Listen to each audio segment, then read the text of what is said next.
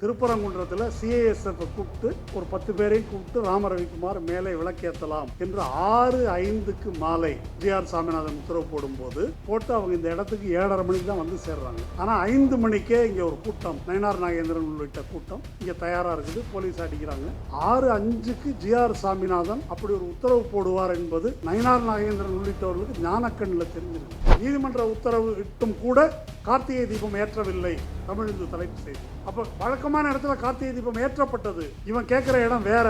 இது இப்படி ஒரு கலகம். இதெல்லாம் எவ்வளோ பேருக்கு தெரியும்? சாதாரண மக்கள், அன்றாட வாழ்க்கையில் இருக்கிறவங்க இதெல்லாம் யாரு பார்க்குறாங்க? நீதிமன்ற தீர்ப்பை அமல்படுத்தலாம் அல்லவா? என்ன நீதிமன்றம் சொன்னிச்சு? அது சட்டப்படி இருக்கா? முறை பின்பற்ற அதெல்லாம் தெரியாது. கோர்ட்டு சொன்னதை அமல்படுத்தலை. அவர் ஆர்டிகல் 25ல என்னுடைய கிறிஸ்தவ மத நம்பிக்கைக்கு எதிராக இருக்குது அப்படின்னு சொன்னால் அதெல்லாம் ஒத்துக்க முடியாது. ராணுவ ஒழுங்கு தான் முக்கியம். நீ போய் அங்கே பூஜை பண்ணணும் அப்படின்னு அங்கே உத்தரவு போடுகிறார். அர்ச்சகர் வழக்கில் வந்தால் நீ நுழையக்கூடாது, சூத்திரன் வெளியே போனான்றாங்க. ராம ரவிக்குமார் வழக்கில் வந்தால் சூத்திரனாக இருந்தானே எவனா இருந்தாங்க, நீ போய் ஏற்று, ஆகம விதி எனக்கு கிடையாதுன்றாங்க.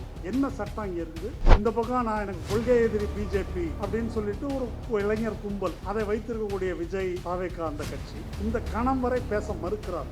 பிஜேபியில் இருக்கக்கூடிய ஒரு கிறிஸ்டியன், அவர் மந்திரி பதவி போயிடுச்சான், அது சிறுபான்மைக்கு எதிரான தாக்குதல் அங்கே பேசுறாரு. ஆனால் இது சிறுபான்மைக்கு எதிரான தாக்குதல் இல்லையா? இதை பற்றி வாயை திறக்க மாட்டேன்றார். இவ்வளவு கிளாரிங்கா, இவ்வளவு அயோக்கியத்தனமா ஒன்று நடந்துட்டு இருக்கு. இதை பற்றி நம்ம கட்சி பேசவில்லையே என்ற உறுத்தலோ அதிர்ச்சியோ வேதனையோ அவர்களுக்கு இருக்கிறதா? இப்போ யூடியூப்ல பார்த்துட்டோம், தெரிஞ்சிட்டோம் அப்படின்றதுனால அப்படி நிறைவடையக்கூடாது. ஃபீல்டில் ஆள் இல்லையே. இப்போ கூப்பிட்டாக்க முஸ்லீம்கள் வந்துடுறாங்க ஆயிரக்கணக்கில். அதை தான் அவனும் எதிர்பார்க்குறான். இந்த பிரச்சனையே முஸ்லீம் பிரச்சனைன்னு ஆக்கிறதுக்கு தான் அவன் எதிர்பார்க்குறான். பெரும்பான்மை சமூகத்தினர் அல்லவா வரணும் இதுக்கு. திமுக அரசு இன்னைக்கு எடுத்துக்கிற நடவடிக்கை இருக்குது. இது ஒரு வரலாற்று முக்கியத்துவம் வாய்ந்த நிகழ்வு. திமுகவை எதுக்கோ என்னென்னோ விமர்சனம் பண்றாங்க, ரொம்ப லைட்டா எடுத்துக்கிறாங்க. இது 1986 பாண்டே தீர்ப்பு மாதிரி. பாண்டே தீர்ப்பை அன்னைக்கு இருந்த வீரபத்ர சிங் அரசு தடுக்கவில்லை, ராஜீவ்காந்தி அரசு தடுக்கவில்லை. இன்னைக்கு அந்த ஃபிளட் கேட்டும் அந்த இடத்துல தடுத்து நிறுத்திருக்கிறாங்க. ஆன்மீகவாதிகள் இதற்கு பேச வேண்டும். ஆன்மீகவாதிகள் பேசினாக்க சூத்திர உபன்யாசகர்ன்றாங்க. அப்படி பேசுற அளவுக்கு தைரியம் இருக்குது, இழிவுபடுத்தி பேச முடியுது. அவர்கள் இல்லை என்னன்னா கைக்கூலிகள், திமுக 200 ரூபா ஊப்பின்றது, இந்த மாதிரி முத்திரை குத்துவது, மெஜாரிட்டி நம்ம தான், இது பெரியார் பிறந்த மண் எல்லாம் சொல்றோம். இங்க ஒரு 400 பேர் 500 பேர் நிக்கிறோமா? ஏன் நிக்கல? வன்முறையில் ஈடுபட வேண்டாம். ஏன் நிற்கவில்லை? ஏன் அப்படி வரல? கேட்டா திருப்பரங்குன்றம் அப்படி இல்லை அப்படின்னு சொல்றோம். திருப்பரங்குன்றத்தில் மக்கள் ஆதரவு இல்லைன்னு சொல்ற உண்மை உங்களுக்கு தெரியுமா? இதை விட தீவிரமான எதிர்ப்பு அயோத்தியில் ஆயிரக்கணக்கானவர்கள் திரண்ட ஊர்வலம் நடந்தது. நீதி வழங்கும் போது அண்ணன் தம்பி கேள்விப்பட்டிருக்கீங்க இல்லையா? நீதி வழங்கும் போது சட்டம், நீதி, முன் தீர்ப்பு, மரபு எதையும் பார்க்க கூடாதுடா. பெட்டிஷனர் சங்கியான்னு மட்டும்தான்டா பார்க்கணும் அப்படின்னு சுருக்கமாக சொல்லலாம், விளக்கமாக சொல்ல தேவையில்லை. திருப்பரங்குன்றத்தை அயோத்தியாக்குவோம் அப்படின்னு எச்ராஜா பேசினார். அதுக்கு பிறகு இப்போ ஆக்கினா தான் என்ன அப்படின்னு நயினார் நாகேந்திரன் பேசியிருக்கிறார். அப்போ ஒரு முழக்கம் வைத்தார்கள். இங்கே இருக்கக்கூடியவர்கள் பலர் அந்த காலத்தில் வாழ்ந்தவர்கள், சிலர் அதை பற்றி தெரியாதவங்களா இருப்பீங்க. அந்த பிரச்சனை ராம ஜன்மபூமி, இந்த பாபரி மசூதியினுடைய சென்ட்ரல் டோம், அதுக்கு கீழே தான் ராமன் பிறந்தான், மசூதி இடிக்கணும்னு சொன்னபோது பல பேர் சமரச தீர்வுகள் பேசினார்கள். பக்கத்தில் கட்டிக்கலாமே, 2 பேரும் கட்டிக்கலாமே, இடிக்க வேணாமே என்று பலது பேசினாங்க. அப்படி பேசும்போது எதிர்வாதங்கள்லாம் வைக்கப்பட்டது. அங்கே தான் ராமன் பிறந்தான் என்பதற்கு ஆதாரம் இல்லை. அதே அயோத்தியில் அன்றைய தேதியில் சுமார் 15 இடங்களில் 15 மடங்கள் இங்கே தான் ராமன் பிறந்தான்னு சொல்லி உண்டியல் வச்சு வசூல் பண்ணிட்டு இருந்தாங்க. இவங்க அங்கே தான் அப்படின்றதுக்கு ஒரு முழக்கம், மந்திர் வஹீம் பனேங்கே, கோயிலை அங்கே தான் கட்டுவோம், அதுபோல் தீபம் அங்கே தான் ஏற்றுவோம் அப்படின்றது தான் பாயிண்ட் அவங்களுக்கு. இது தமிழ்நாட்டில் நடக்குமா நடக்காதா என்றால் நடக்காது என்று நாம் இதுவரை கருதி இருந்தோம். இனி அப்படி அலட்சியமாக இருக்க முடியாது என்பதை நடைபெற்று வருகின்ற நிகழ்வுகள் நமக்கு காட்டுது. இந்த பாபர் மசூதி விவகாரம் சுமார் ஒரு நூற்றாண்டுக்கு முன்னதாக தொடங்கி 1980களின் பிற்பகுதியிலிருந்து ரத யாத்திரையில் தொடங்கி அது தீவிரம் பெற்று 92ல் மசூதி இடிக்கப்பட்டு இப்போ மோடி ஆட்சிக்கு வந்த பிறகு கோயில் கட்டப்பட்டிருக்குது.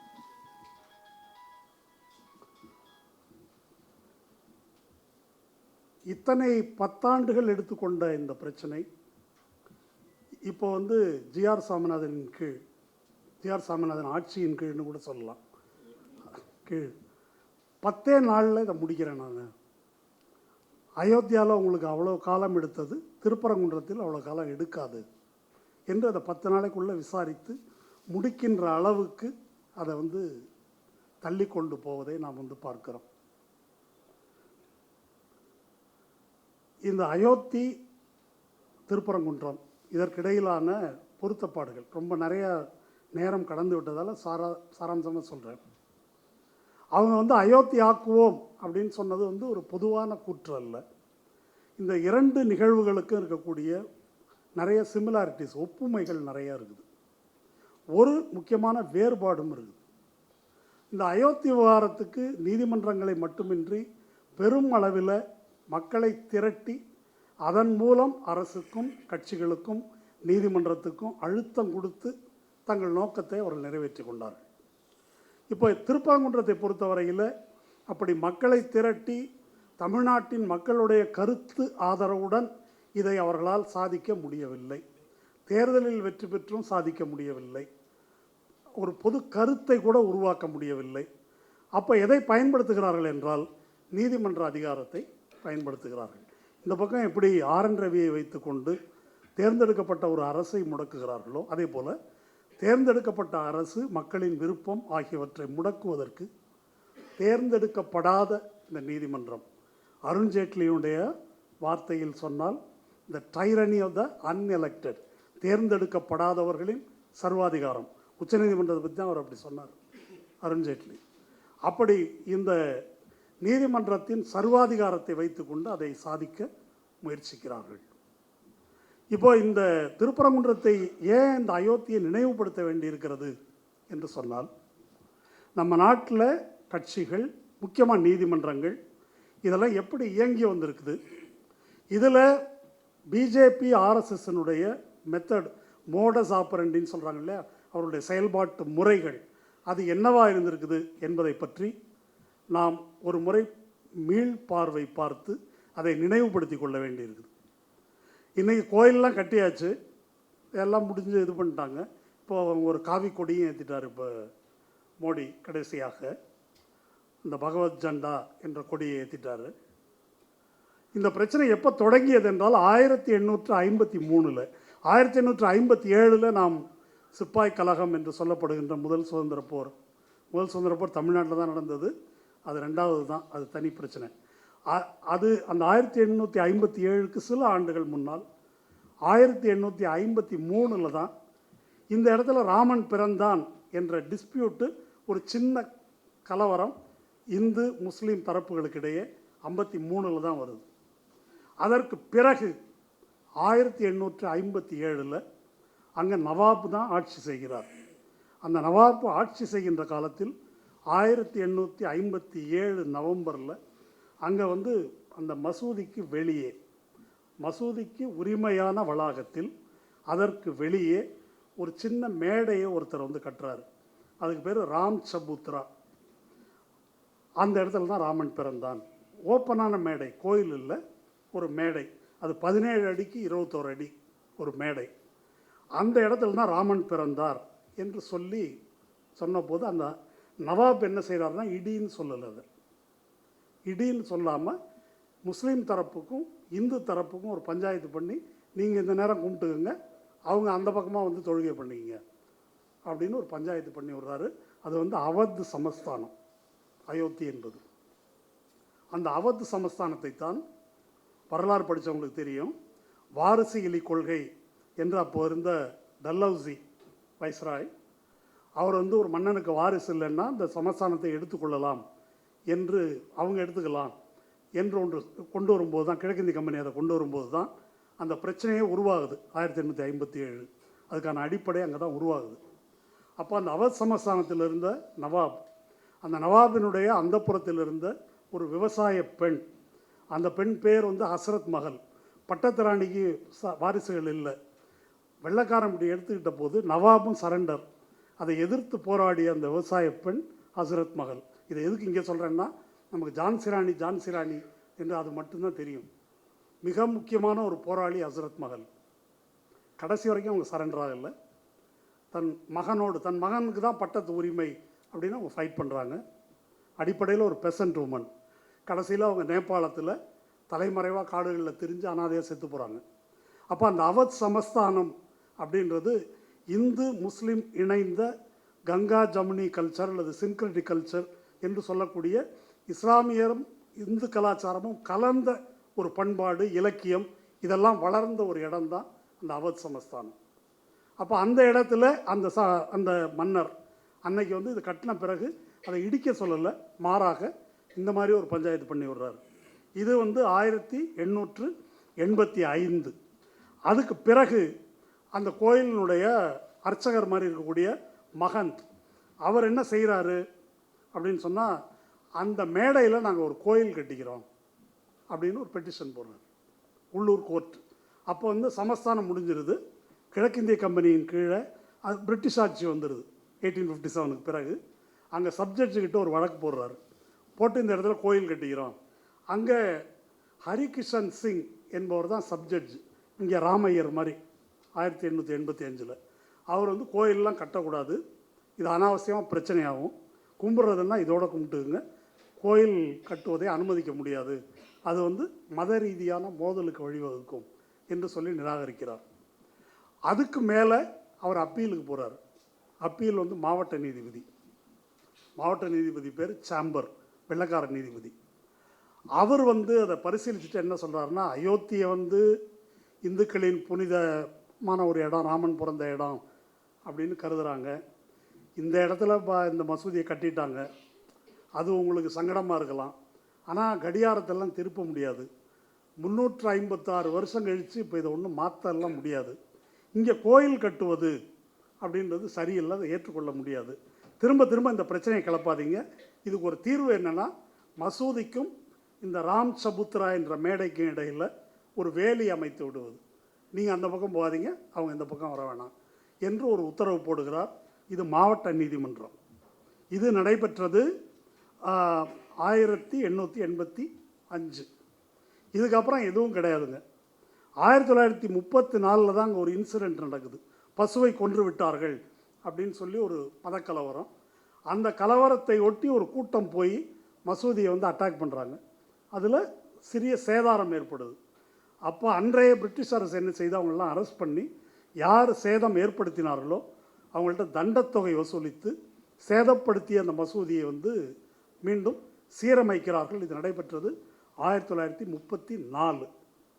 அதற்கு பிறகு 1949 ஆகஸ்ட் உங்களுக்கு தெரியும், ஆகஸ்ட் 1547 சுதந்திரம் வந்தாச்சு. அதற்கு முன்னும் பின்னுமாக இந்தியா பாகிஸ்தான் பிரிவினையை ஒட்டி மத கலவரங்கள் நாடெங்கும் நடக்குது. ஏறத்தாழ 10 லட்சம் பேர் ரெண்டு தரப்பிலும் கொல்லப்படுகிறார்கள். இப்படி ஒரு கொந்தளிப்பான சூழல் நிலவுது. காந்தி சுட்டு கொல்லப்படுகிறார். காந்தி சுட்டு கொல்லப்பட்டு அது யார் என்ன உங்களுக்கு தெரியும். அது ஒரு 2 ஆண்டுகளுக்குள்ளேயே 49 அங்கே ஒரு இன்சிடெண்ட் நடக்குது. அந்த இன்சிடெண்ட் என்ன, பாபர் மசூதிக்குள்ளே திடீரென்று ஒரு நாள் இரவில் ராமன் பூமியை பிளந்து கொண்டு வந்து விட்டான் அப்படின்னு வந்து நடுராத்திரியில் வந்து ராம்லல்லா குழந்தை ராமன் வந்து அங்கே பூமியை பிளந்து கொண்டு வந்து விட்டான் அப்படின்னு ஒரு செய்தி பரபரப்பாகுது. இந்த செய்தி நேருவுக்கு போன உடனே அந்த உத்தரப்பிரதேசம் அன்றைக்கி வந்து யுனைடெட் ப்ராவின்ஸ் அதனுடைய முதல்வர் கோவிந்த் வல்லப் பந்தை கூப்பிட்டு முதல்ல அந்த சிலையை எடு அங்கே இருந்து, அது அங்கே இருக்கக்கூடாதுன்னு உத்தரவு போடுறார். ஆனால் அந்த முதல்வர் அதை நிறைவேற்றவில்லை. முதல்வர் நிறைவேற்றவில்லை என்பது மட்டும் அல்ல, அந்த ஊரில் ஒரு கலெக்டர் இருக்கார், அவர் பேர் கே நாயர், மலையாளி. அவர் அங்கே டிஸ்ட்ரிக்ட் மேஜிஸ்ட்ரேட்னு சொல்லக்கூடிய கலெக்டர். அவர் அதை எடுக்க முடியாது, எடுத்தால் சட்டம் ஒழுங்கு பிரச்சனையாகும் அப்படின்னு எடுக்க மறுக்கிறார். அவர் எடுக்க மறுக்கிறார். அது என்னங்க ஒரு முதல்வரே சொல்லி அவர் மறுத்துருவாரா அப்படின்னு சொன்னாக்கா, அதில் உள்ள முக்கியமான பிரச்சனை, அன்றைக்கி காங்கிரஸுக்குள்ளே கணிசமான பகுதியினர் ப்ரோ ஹிந்துத்வா அல்லது இந்து மகாசபா ஆதரவாளர்களாக, ஆர்எஸ்எஸ் ஆதரவாளர்களாக அப்படி இருந்தார்கள் என்பதுதான் உண்மை. பின்னால் டிகே ஜா என்ற பத்திரிகையாளர் எழுதக்கூடிய இதை பற்றி அந்த நூலில், இதை பற்றி எழுதுகிற நூலில் இந்த சிலை வைப்பதில் யார் ஈடுபட்டாங்கன்னா, காந்தி கொலையில் யார் அக்யூஸ்டோ அவங்க தான் இதில் சம்மந்தப்பட்டிருக்கிறார்கள் என்பதை வந்து அவர் எழுதுகிறார், இந்த சிலையை உள்ளே கொண்டு வந்து வைப்பதில். இப்போ அந்த கலெக்டர் அதை எடுக்க முடியாது அப்படின்ன பிறகு அதில் என்ன முடிவு வருது அப்படின்னு சொன்னால் அதை மூடிடுறாங்க. இருக்கிறது இருக்கிறபடியே இருக்கட்டும், ஸ்டேட்டஸ்கோ. இப்போ சிலையை உள்ளே மசூதிக்குள்ளே வைத்த பிறகு இஸ்லாமியர்கள் அங்கே வழிபாடு செய்ய முடியாது. அவர்களுக்கு சிலை வழிபாடு நம்பிக்கை இல்லை என்ற அடிப்படையில் மசூதிக்குள்ளே அவர்கள் வழிபாடு செய்ய முடியாது. இதை பூட்டியாச்சு, நீயும் போகக்கூடாது அவரும் போகக்கூடாது அப்படின்னு சொல்லிட்டு நிறுத்திட்டாங்க. இது 49. 1950 ஒரு கோபால் சிங் விஷாரத், இதெல்லாம் நான் எதுக்கு இந்த தேதியெல்லாம் சொல்கிறேன்னாக்கா, எப்படி கொஞ்சம் கொஞ்சம் கொஞ்சமாக ஒரு லீகலாக மாற்றுகிறார்கள் என்பதை புரிந்து கொள்வதற்கு. இது அங்கே தான் நடக்கும்ன்றது இல்லை, எங்கேயும் நடக்கலாம். அதுதான் இத்தனை நேரம் வாஞ்சி விளக்குனார் இல்லையா, அந்த கதையை நீங்கள் கம்பேர் பண்ணி பார்த்தீங்கன்னா தெரியும் எப்படி இதை செய்கிறாங்கன்றது. அப்போது 1950 கோபால் சிங் விஷாரத் என்ற நான் ஒரு சனாதன ஹிந்து, எனக்கு ராமனை பூட்டி வச்சுருக்காங்க, எனக்கு சாமி கும்பிடுற உரிமை வேணும். அது வரைக்கும் யாரும் உள்ளே வரக்கூடாது, ஒன்றும் பண்ணக்கூடாதுன்னு மூடியாச்சு. இவர் ஒரு பெட்டிஷன் போடுறாரு. அப்படி போட்டு வழிபடும் உரிமையை மட்டும் வாங்கிக்கிறார். வழிபடும் உரிமை, அதுக்கு இன்னொரு ஸ்டே ஒன்று கேட்குறாரு. அந்த சிலைகளை அங்கேருந்து யாரும் எடுத்துடக்கூடாது. ஏன் அந்த ஸ்டே வாங்குறாங்கன்னாக்கா, அந்த கலெக்டர் நாயர் பதவி மாறி போயிடுறாரு, வேற ஒருத்தர் வர்றாரு, அப்பீல் வேற இருக்குது, யாரும் முடிவெடுத்துருவாங்கன்றதுக்காக கோர்ட்டில் போயிட்டு சிலைகளை அப்புறப்படுத்துவதற்கு ஒரு ஸ்டே வாங்கிக்கிறார். இது 1950. இதுக்கு பிறகு இப்படி நீங்கள் ஒரு 4 வழக்குகள் இதில் சொல்லலாம். ஒன்று, இதை எடுக்கக்கூடாது, வழிபாட்டு உரிமை வேணும் என்று சொல்லக்கூடிய இந்த கோபால் சிங் விஷாரத். அடுத்தது இன்னொருத்தர் பெட்டிஷன் போடுறாங்க, இந்த ராம் சபுத்ராக்கு, ராமர் பிறந்த இடத்துக்கு நான் தான் கஸ்டாடியன். நிர்மோகி அக்காரான்னு ஒரு மடம், அக்காரான மடம், அது மாதிரி நிறைய மடங்கள் அங்கே இருக்குது. இந்த அக்காரான்றவருடைய வரலாறு தனி. அவங்க ஒரு பெட்டிஷன் போட்டு, இந்த இடத்தினுடைய கஸ்டாடியன் நான் தான், அதனால் எங்களுக்கு இதில் உரிமை உண்டு அப்படின்னு 1959 அவங்க ஒரு வழக்கு போடுறாங்க. அதுக்கு அடுத்தது இதெல்லாம் போட்ட பிறகு தான் லேட்டாக முழிச்சுக்கிட்டு இஸ்லாமியர்கள் வக்ஃப் போர்டு 1961 இந்த மசூதி எங்களுக்கு சொந்தம், மசூதிக்கு இருக்கிற வெளிப்புறம் எங்களுக்கு சொந்தம், இது எல்லாமே டைட்டில் சூட் எங்களுக்கு சொந்தம் அப்படின்னு 1961 ஒரு வழக்கு போடுறாங்க. இதுக்கப்புறம் ஒரு முக்கியமான வழக்கு இருக்குது, அது 1989 போடுறாங்க. 89 போடுறவர் விஸ்வ இந்து பரிஷத்தினுடைய ஒரு வைஸ் பிரசிடெண்ட்டாக இருந்தவர், ரிட்டையர்ட் ஜட்ஜ். அவர் பேர் தேவகி நந்தன் அகர்வால் அப்படின்னு பேர். அவர் எப்படி இதுக்குள்ளே வராரு அப்படின்னா, நான் அந்த குழந்தை ராமனோட கார்டியன். இப்படி போட முடியுமா? போட முடியும், அது பேசுவோம். கார்டியன் அப்படின்னு போடுறாரு. இப்போ மொத்தம் இதில் 4 வழக்குகள் இருக்குது. இப்போ நீங்கள் தோழர் வாஞ்சிநாதன் பேசும்போது சொன்னார் இல்லையா, முதல்ல ராமரவிக்குமார் ஒரு பெட்டிஷன் போடுறாரு, நீ சொல்கிற இடத்துல தான்ப்பா விளக்கேற்றுறோம் அப்படின்னு சொல்லிடுறாங்க. அதுக்கப்புறம் இது என்ன இப்படி ஆகிப்போச்சு, அது என்ன செய்கிறது அப்படின்னு சொல்லிட்டு வேற ஒருத்தரை போட சொல்கிறாங்க. அப்புறம் இன்னொருத்தர் போல் இப்படி வெவ்வேறு ஆங்கிளில் இவங்க போட்டு வச்சுக்கிறாங்க. இதை கடைசியாக இந்த தேவகி நந்தன் அகர்வால் நான் கஸ்டாடியன் அப்படின்னு போடுறாரு. இப்போ இவை எல்லாவற்றையும் வைத்துக்கொண்டு இப்போ இது 89 பின்னால் வருது, ரொம்ப லேட்டாக அது வருது. 1951 86 வரைக்கும் அங்கே எந்த பிரச்சனையும் கிடையாது, அயோத்தியில் எந்த இஷ்யூவும் கிடையாது. 86 தான் ஒரு சம்பவம் நடக்குது, ஜான்வரியில் இறுதியில் ஒரு சம்பவம் நடக்குது. உமேஷ் சந்திர பாண்டே அப்படின்னு ஒரு நபர், அவர் அது பூட்டி இருக்கிற ராமன், கதவுகள்லாம் பூட்டி இருக்குது, வெளியே இருந்தால் தொழுகிறாங்க, வழிபடுறாங்க, அதை திறந்து விடணும் வழிபாட்டுக்கு அப்படின்னு ஒரு பெட்டிஷன் போடுறாரு. அங்கே இருக்கிற டிஸ்ட்ரிக்ட் கோர்ட்டில், மாவட்ட நீதிமன்றத்தில் ஒரு வழக்கு போடுறாரு. வழக்கு போடுபவர் பேர் உமேஷ் சந்திர பாண்டே, நீதிபதி பேர் கே பாண்டே, 2 பேரும் பாண்டே. வழக்கு போடுறாரு. வழக்கு போட்டு அது 31 ஜனவரி 86, 31 ஜனவரி, அதாவது ஜிஆர் சாமிநாதன் எல்லா காலத்திலும் இருந்திருக்கிறார்கள்ன்றதுக்காக சொல்ல, 31 ஜனவரி 86 வழக்கை விசாரிக்கிறார். வழக்கை விசாரித்து 1ஆம் தேதி அன்னைக்கு திறக்கணும்னு உத்தரவு போடுறார். 31 விசாரணை, நாளைக்கு திறக்கணும்னு உத்தரவு. டிஸ்ட்ரிக்ட் மேஜிஸ்ட்ரேட்டு, எஸ்பி எல்லாருக்கும் உத்தரவு. இந்த வழக்கினுடைய சிறப்பு என்ன அப்படின்னா, எதிர்மனுதாரரான அந்த பாபர் மசூதிக்கு உரிமையாளர்களாக இருக்கக்கூடிய வக்ஃப் போர்டுக்கு நோட்டீஸே போடல. இப்படி ஒரு கேஸ் நடக்குதுன்றதே அவர்களுக்கு தெரியாது. மறுநாள் திறக்க சொல்லி இவங்களுக்கு உத்தரவு போட்டுடுறாங்க. திறக்க சொல்லி உத்தரவு போட்டதற்கு சற்று முன்னரே சுமார் 1000-2000 பேர் பாபர் மசூதி வளாகத்துக்கு முன்னால் பக்தர்கள் திரண்டு இருக்கிறார்கள். அப்படியே திருப்பரங்குன்றம் மாதிரி. திருப்பரங்குன்றத்தில் சிஐஎஸ்எஃப்பை கூப்பிட்டு ஒரு 10 பேரையும் கூப்பிட்டு ராமரவிக்குமார் மேலே விளக்கேற்றலாம் என்று 6:05 மாலை ஜிஆர் சாமிநாதன் உத்தரவு போடும்போது அவங்க இந்த இடத்துக்கு 7:30 மணிக்கு தான் வந்து சேர்றாங்க திருப்பரங்குன்றத்துக்கு, 7:15-7:30. ஆனால் 5 மணிக்கே இங்கே ஒரு கூட்டம், நயினார் நாகேந்திரன் உள்ளிட்ட கூட்டம் இங்கே தயாராக இருக்குது. போலீஸ் அடிக்கிறாங்க, இங்கே வந்து தயாராக இருக்கிறாங்க. அதாவது 6:05 ஜிஆர் சாமிநாதன் அப்படி ஒரு உத்தரவு போடுவார் என்பது நயினார் நாகேந்திரன் உள்ளிட்டவர்களுக்கு ஞானக்கண்ணில் தெரிஞ்சிருக்குது. முன்னாலேயே இப்படி உத்தரவு போடுவாங்க வருவாங்க அப்படின்னு தெரிஞ்சிருக்குது. முன்னால் அவங்க தயாராக இங்கே இருந்தார்கள். அதுபோல் கே பாண்டே இப்படி உத்தரவு போடுவார் என்பது தெரிந்த ஒரு கூட்டம் வந்து அங்கே நிற்கிது. அவங்க வழிபாட்டுக்கு அது திறந்து விடப்படுகிறது அந்த கோவில். இது வந்து 1986. இதில் ஒரு விஷயம் இருக்குது. இந்த 86 வந்து ராஜீவ்காந்தி பிரதமராக இருக்கார்.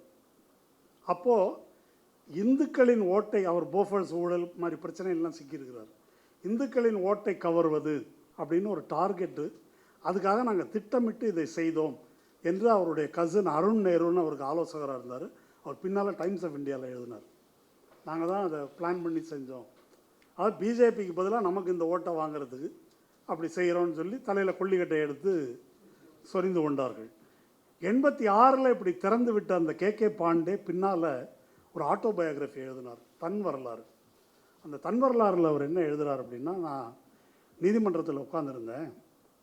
நான் தீர்ப்பு சொல்லும்போது நீதிமன்றத்தின் மேற்கூரையில் ஒரு கருப்பு குரங்கு உட்கார்ந்துருந்துச்சு.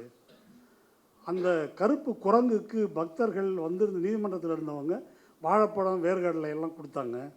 ஆனால் அந்த குரங்கு எதையுமே சாப்பிடலை, ஒன்றும் இது பண்ணலை, பேசாமல் உட்காந்துருந்துச்சு. இது என்ன உட்காந்துருக்குதுன்னு பார்த்துட்டு இருந்துட்டு தீர்ப்பெல்லாம் எழுதிட்டு நான் வீட்டுக்கு வந்தேன். வீட்டுக்கு வந்தால் எங்கள் வீட்டு மேலே அந்த குரங்கு உட்காந்துருக்குது. அப்போ இது இறைவன் செயலன்றி வேற என்ன? அதாவது எந்த தீர்ப்பு? அவர் எழுதின தீர்ப்பு என்டார்ஸ்டு பை ராமன். இதை பற்றி முன்னே நான் ஒரு கட்டுரை எழுதியிருக்கிறேன், அதை நினைவுபடுத்த சொல்கிறேன், படித்து பார்க்கலாம். ராமன் தொடுத்த வழக்கு குரங்கு எழுதிய தீர்ப்புன்னு. அது ஏன்னா ராமன் தொடுத்த வழக்குன்னு பின்னால் சொல்கிறேன். அதை நான் இந்த ஹைகோர்ட் தீர்ப்பு அதை படித்து பாருங்கள், விசித்திரமாக இருக்கும். அப்போ இது 86 வந்து நடக்குது. அப்போது இந்த 86க்கு பிறகு இதை ஆட்சேபித்து முகமது ஹாசிம்ன்றவர் வந்து இது தப்பு, இந்த டிஸ்ட்ரிக்ட் ஜட்ஜு போட்ட உத்தரவு அப்படின்னு அதை எதிர்த்து சேலஞ்சு பண்ணி ஒரு வழக்கு போடுறார். அது எங்கேயுமே நகரலை. இதுவரைக்கும் மாறி மாறி இப்படி போட்ட வழக்குகளை எல்லாம் கிளப் பண்ணி ஒன்றா சேர்த்து எல்லாத்தையும் நாங்கள் அலகாபாத் உயர்நீதிமன்றத்தில் விசாரிப்போம், கீழ்கோர்ட்டில் எங்கேயும் விசாரிக்கக்கூடாது, ஒன்றா நாங்கள் விசாரிக்கிறோம் அப்படின்னு எடுத்துக்கிட்டாங்க. அதாவது இப்போ எஸ்ஐஆர் வழக்கெல்லாம் இருக்கு இல்லையா, எஸ்ஐஆர் வழக்கு தனித்தனி ஸ்டேட்டில் போட்டிருக்கிறாங்க. மாநில ஹைகோர்ட்லாம் இருக்கு இல்லையா, அதெல்லாம் கான்ஸ்டியூஷனல் கோர்ட்டு தான். ஒருவேளை அந்த ஹைகோர்ட் ஏதாவது வில்லங்கமாக தீர்ப்பு கொடுத்துட்டாக்கா தேர்தல் ஆணையத்துக்கு எதிராக சிக்கலாயிடுன்றதுனால எல்லாத்தையும் நாங்களே விசாரிக்கிறோம்னு எடுத்துக்கிட்டாரு நம்ம இப்போ இருக்கக்கூடிய தலைமை நீதிபதி. அதுபோல் அந்த நீதிமன்றம் இந்த நீதிமன்றம் எவனா விசாரித்து ஏடா கூடமாக சொல்லிடக்கூடாதுன்றதுனால எல்லாத்தையும் நாங்கள் ஹைகோர்ட்லேயே விசாரிக்கிறோம் என்று அதை வாங்கி கொண்டார்கள். அப்படின்றது இது நடக்கிறது வந்து 1989, 1989. 1989லேயே அது ரொம்ப முக்கியமான காலம். இந்த ராம ஜன்ம பூமி பிரச்சாரத்தை அவங்க தொடங்கிட்டாங்க. அப்போ 89 அவர்கள் ஒரு கோரிக்கை வைக்கிறாங்க. யார்? இந்த விஸ்வ இந்து பரிஷத் கோர்ட்டுக்கு போயிட்டு, உச்சநீதிமன்றத்துக்கு போயிட்டு, இந்த ராம் சபுத்ரான்னு ஏற்கனவே வழிபடுற இடம் இருக்கு இல்லையா, அங்கே வந்து ஒரு கோயில் கட்டணும், அதுக்கு நாங்கள் ஒரு பூமி பூஜை மாதிரி ஒரு அடிக்கல் நாட்டிக்கிறோம் அப்படின்னு அனுமதி கேட்கிறார்கள். உச்சநீதிமன்றம் ரொம்ப பெருந்தன்மையாக அதுக்கு வந்து அனுமதி கொடுக்குது. அடிக்கல் நாட்டுறாங்க, அதுக்கு பேர் ஷிலான்யாஸ் பேர். அடிக்கல் எங்கே நாட்டுறாங்கன்னா அந்த இடத்த விட்டுட்டு பாபரி மசீதுக்கு சொந்தமான அவங்க இடத்துல போய் அடிக்கல் நாட்டுறாங்க. அடிக்கல் நாட்டின பிறகு இது ஸ்டேட்டஸ்கோ. புரியுது இல்லையா? முதல் ஸ்டேட்டஸ்கோ ராம்சபுத்ரா, அடுத்த ஸ்டேட்டஸ்கோ ராமன் சிலை வச்சது, அதுக்கு அடுத்த ஸ்டேட்டஸ்கோ அங்கே வச்ச இதுதான் வந்து வழிபடும் உரிமை, அதுக்கு அடுத்த ஸ்டேட்டஸ்கோ திறந்து விட்டு வழிபடும் உரிமை, அதற்கு அடுத்த ஸ்டேட்டஸ்கோ சிலான்யாஸ். இந்த ஸ்டேட்டஸ்கோன்றது மாறிக்கிட்டே வரதை பார்க்கலாம். நான் ஸ்டேட்டஸ்கோன்னு சொல்கிறது ஒவ்வொரு இல்லீகாலிட்டியும் அதுக்கு அடுத்தது லீகல் ஆக்கப்படுவது நீதிமன்றத்தால். இப்போ இந்த சிலான்யாஸில் இது கல் வந்து அடிக்கல் நாட்டப்படுகிறது. அது வந்து ஒரு ஸ்டேட்டஸ்கோவாக அங்கீகரிக்கப்படுகிறது 89 வரை. 89க்கு பிறகு தான் டிசம்பர் 6, 1992 வருது. 1990 மண்டல் கமிஷன் அறிக்கை விபி சிங் வந்து அமல்படுத்துகிறாரு. பிஜேபி வாபஸ் வாங்குது. உடனே ரத யாத்திரை தொடங்குகிறார் அத்வானி. ரத யாத்திரை தொடங்கி, ரத யாத்திரைன்றது புதிய இளைஞர்களுக்கு தெரியாமல் இருக்கலாம், ஒரு டொயோட்டோ காரை ரதம் போல் வடிவமைத்து குஜராத்தில் இருக்கக்கூடிய சோம்நாத் கோயிலிருந்து அத்வானி இந்த ரத யாத்திரை கிளம்பி வர்றார் நாடு பூரா. அப்போது வந்து நம்ம ஜெயலலிதா காரில் வந்து அமைச்சர்கள் தொங்கிட்டு வருவாங்க, பார்த்துருக்கீங்களா? அந்த மாதிரி அத்வானி ரதத்தில் தொங்கிட்டு வந்தவர் தான் நரேந்திர மோடி.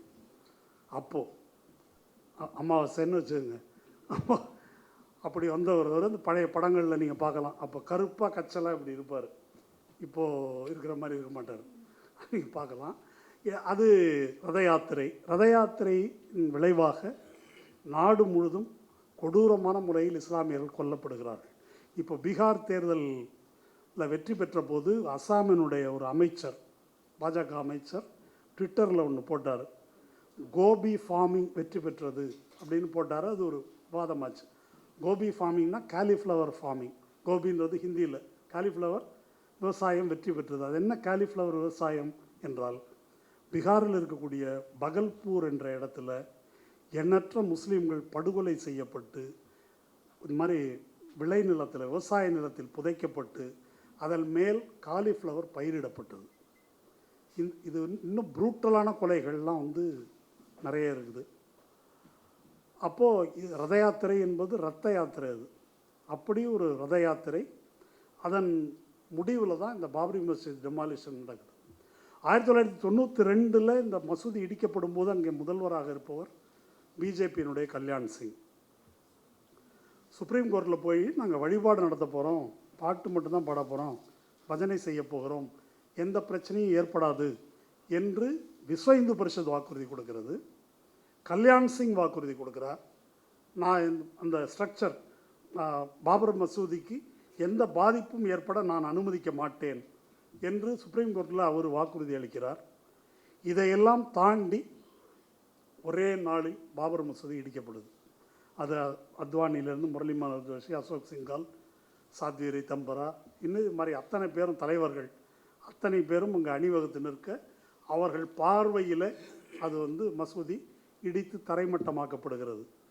அப்போது வந்த ரிப்போர்ட்டர்ஸு ஃப்ரான்டிகா நரசிம்மராவ் பிரதமர், இங்கே கல்யாண் சிங் முதல்வர், 2 பேரையும் எந்த பத்திரிகையாலையும் ரீச் பண்ண முடியல. அந்த 2 பேருமே இன்கம்யூனிகேட்டோ, தொடர்பு இல்லை, வெளியில் இருந்தாங்க. இடித்து முடிக்கிற வரைக்கும் இடிக்க தொடங்குகிறார்கள். இடிபாடு நடக்குது. அப்போது தூர்தர்ஷன் வந்துருச்சு. தூர்தர்ஷனில் இந்த மாதிரி அங்கே போந்ததில் மசூதிக்கு சிறிய சேதம் ஏற்பட்டிருக்கிறது அப்படின்னு மட்டும் வந்து தூர்தர்ஷன் அன்னைக்கு ரிப்போர்ட் பண்ணுது.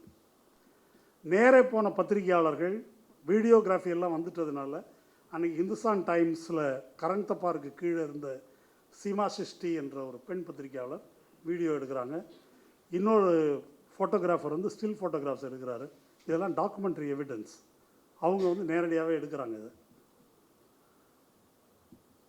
அந்த ஊர் முஸ்லீம்கள் பூரா அந்த நிகழ்வன்று ஊரே காலி பண்ணிட்டு போயிட்டாங்க. இது இடிக்கப்படும் போது முஸ்லீம் வீடுகள் எரிந்து நகரமே புகை மண்டலமாக இருக்குது. இதெல்லாம் வந்து அந்த பத்திரிகையாளர் தான் இன்றைக்கு பதிவு பண்ணியிருக்கிறாங்க. டிசம்பர் 6 டாக்டர் அம்பேத்கருடைய நினைவு நாள் அன்று. அது திட்டமிட்டு தான் அவங்க அந்த நாளை வந்து தெரிவு செய்கிறார்கள். இது எல்லாம் வந்து நடப்பது 1992 டிசம்பர் 6 அன்று. இதற்கு பிறகு இதனை தொடர்ந்து நாடு முழுதும் வயலன்ஸ் நடக்குது. மிகப்பெரிய வயலன்ஸ் மும்பையில் நடக்குது. மும்பை வந்து கிட்டத்தட்ட 1000க்கும் மேற்பட்ட இஸ்லாமியர்கள் கொல்லப்படுறாங்க. இஸ்லாமியர்கள் அப்படின்னு சொன்னாக்கா வழக்கமாக ஏழைகள் தான் தாக்கப்படுவார்கள். ஆனால் இந்த மும்பை வயலன்ஸில் ஒரு ரொம்ப சூப்பர் ரிச்சாக இருக்கக்கூடியவங்களாம் தாக்கப்பட்டார்கள். அதில் தான் வந்து சஞ்சீவ் பட் இருக்கார் இல்லையா, சஞ்சீவ் பட் இல்லை, சஞ்சய் தத், அவர் வந்து ஒரு நவீன துப்பாக்கியோடு கைது செய்யப்பட்டார். ஏன்னாக்கா யாருக்கும் பாதுகாப்பு இல்லை, யாருக்கும் எது வேணால் நடக்கலாம், மல்டி மில்லியனராக இருந்தாலும் கொல்லப்படலாம் என்ற அளவுக்கு சூழல் வந்து மும்பையில் நிலவியது. அதில் யாரும் தண்டிக்கப்படலை. ஸ்ரீகிருஷ்ணா கமிஷன் ரிப்போர்ட்லாம் வந்தது, அது தனி ஒரு விஷயம். அப்போது இது 92க்கு பிறகு நாடு முழுவதும் நடந்தது. இதற்கு பிறகு இந்த வழக்கில் என்ன நடக்குது, இடிச்சாச்சு, இப்படி வன்முறை நடக்குது, ஆட்சிகள் பலது வந்து டிஸ்மிஸ் பண்ணப்படுது. 93ல் கல்யாண் சிங் ஒரு வேலை செய்கிறார். மசூதியை சுற்றி இருக்கிற 67 ஏக்கரை டேக் ஓவர் பண்ணுறார். இடிபாடுகளின் மீது ராமனை வைத்து அது வழிபாட்டுக்கு அனுமதிக்கப்படுது. அப்போது அது எதுக்காக வைக்கிறாங்கன்னாக்கா, நாளைக்கு கோயில் கட்டினாக்கா அதுக்கு தேவைப்படும் 67 ஏக்கரை வந்து அக்வயர் பண்ணுறாங்க. அதுக்கு அடுத்து இது அதாவது நீங்கள் இடித்தது நேரடியாக கண் முன்னால் நிகழ்த்தப்பட்ட ஒரு குற்றம். அப்போ அங்கே கோயில் கட்ட முடியுமா சட்டப்படி அப்படின்னா இல்லை. ஆனால் அதுக்கு முன்னால் லேண்ட் அக்வயர் பண்ணப்படுது. 67 ஏக்கர் லேண்ட் வந்து அக்வயர் பண்ணுறாங்க. இப்போது இதற்கு பிறகு ஆதாரம் கண்டுபிடிக்கணும்ல, இடிச்சாச்சு, ஏன் இடித்தோன்றதுக்கு அப்போ ஒரு விளக்கம் சொன்னாங்க. இந்து ராமன் கோயிலை இடித்து தான் பாபர் இந்த மசூதியை கட்டியிருக்கிறான், பாபருடைய தளபதி மீர்பாக்கி கட்டியிருக்கிறான். அதை கண்டுபிடிக்கணும்னா பூமிக்கு அடியில் தானே இருக்க, அப்போ இடித்தா தானே முடியும் என்று சொல்லி தான் இடிக்கிறார்கள். இடித்ததுக்கு பிறகு 2003 ஆர்கியலாஜிக்கல் சர்வேக்கு ஒரு ஆர்டர், உத்தரப்பிரதேஷ் கவர்மெண்ட், அடியில் எதுனா இருக்கா தேடி பாருங்கள் அப்படின்னு. அது வெறும் இந்துக்களாக மட்டுமே அதுக்கு வந்து பணியில் அமர்த்தப்படுகிறார்கள். அதை எதிர்த்து உச்சநீதிமன்றத்துக்கு போய் அப்புறம் சில முஸ்லீம்ஸ் வந்து இன்க்ளூட் பண்ணப்படுறாங்க. தோண்டுனா அதில் ஒன்றும் கிடைக்கல. இதுதான் ஆர்கியலாஜிக்கல் சர்வே 2003 முடிவு. வழக்கு 2010 அலகாபாத் ஹைகோர்ட்டுக்கு வருது. 3 நீதிபதிகள், அதில் ஒருத்தர் இஸ்லாமியர். அந்த 3 நீதிபதிகள் அமர்வு அதை விசாரித்து என்ன செய்கிறாங்கன்னா, 3 பேர் பார்ட்டி இருக்கிறாங்க. ஒன்று அந்த நிர்மோகி அக்காரா, இன்னொன்று வந்து வக்ஃப் போர்டு, 3வது தேவகி நந்தன் அகர்வால், அதாவது ராமனுடைய கார்டியன். இந்த 3 பேர் இருக்கிறாங்க. இப்போ இந்த ராமனோட கார்டியன் அப்படின்றத பற்றி நான் ஒன்று சொல்லணும். நம்ம ஊரில் இருக்கக்கூடிய கோயில்களுக்கு இருக்கிற சொத்தெல்லாம் அந்த சிலைகளின் பேரில் தான் இருக்குது. சிலைக்கு பேர் வந்து ஜூரிடிக்கல் பர்சன். அது நீதியின் பர்பஸுக்கு அவர் ஒரு மனிதர் அப்படின்னு கணக்கு. அதாவது இப்போ ஒரு நிறுவனம் இருக்குது, கார்ப்பரேஷன் இருக்குது, கூட்டு பங்கு கம்பெனி, அது வந்து ஒரு ஜூரிடிக்கல் பர்சன். அது மாதிரி அது இன்னொரு அதனுடைய விக்கிரகத்தினுடைய இன்னொரு சட்ட ரீதியான தகுதி என்னென்னா, அது பெர்பெச்சுவல் மைனர், எல்லா காலத்துலேயும் அது மைனர். அதனால் அதுக்கு ஒரு கார்டியன் இருப்பாங்க. அந்த கார்டியன் அறங்காவலராகவோ யாராவோ இருக்கலாம். இப்போ தேவகிநந்தன் அகர்வால் நீ எப்படியா கார்டியன்னு கோர்ட்டு கேட்கல, போட்டதை எடுத்துக்கிட்டாங்க. அவன் வந்து புத்திசாலித்தனமாக அந்த காரியத்தை செஞ்சுருக்கிறான். அதாவது 1989 வரைக்கும் சங்கிகளுக்கு மூளை இல்லைன்னு சொல்கிறேன். கேம்பெயின்லாம் எடுத்துட்டாங்க. இதை சட்ட ரீதியாக எப்படி இதை வந்து நிலைநாட்டி கொள்வது என்ற புத்தி அவங்களுக்கு அப்போ இல்லை, கலவரம் பண்ணிகிட்டு இருக்கிறானுங்க.